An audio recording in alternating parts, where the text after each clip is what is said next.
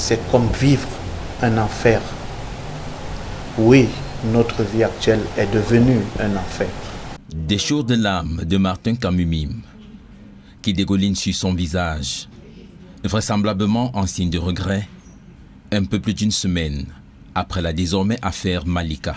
Submergé par la déferlante des messages, j'ai été troublé par cette situation inédite dans ma vie. Devant Dieu et les hommes, je regrette cette situation malheureuse. Un mea culpa qui s'adresse en premier à la principale victime. Malika, toi dont la dignité et l'honneur ont été bafoués, je te demande pardon. En tant qu'homme, grand frère et père, je regrette tout ce qui s'est produit. Je prie le Seigneur de te fortifier et de te permettre de traverser cette étape tout en gardant foi et confiance en la vie. Avec une voix qui sied à la circonstance, Martin Camus-Mime demande aussi pardon à la famille de la victime.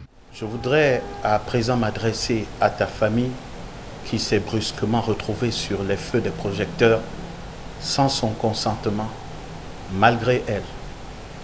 J'imagine votre colère et votre souffrance de voir l'intimité de votre enfant ainsi dévoilée et mise sur la place publique. Je ne sais pas si vous aurez la force de pardonner, mais je vous le demande humblement. Dans l'intérêt de Malika, je vous souhaite l'apaisement des cœurs. Cette affaire, qui s'est étendue bien au-delà des frontières nationales, a heurté la sensibilité de tous, à qui l'homme exprime également des regrets. Mes excuses les plus sincères, je les présente aussi à toutes les femmes et à tous ces hommes qui ont été choqués. Permettons-lui de retrouver cet anonymat protecteur et cette tranquillité qui lui permettront de se reconstruire. Entouré de certains membres du collectif d'avocats constitué pour assurer sa défense et en présence de son épouse, Martin Camus demande aussi pardon à sa famille. À mon épouse, ici présente, Mado, je te demande pardon. Je te demande pardon et je demande pardon à mes enfants. Pardon d'avoir fait de votre vie un enfer.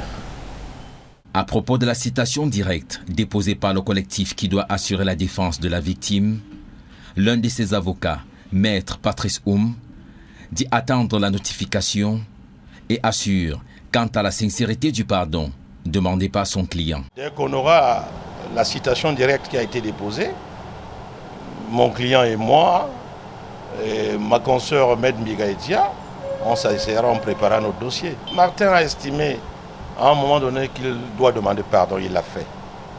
C'est à vous d'en juger. Il a été sincère et c'est à vous d'en juger. L'affaire Malika, principal sujet de conversation depuis bientôt 10 jours, pourrait encore avoir d'autres rebondissements.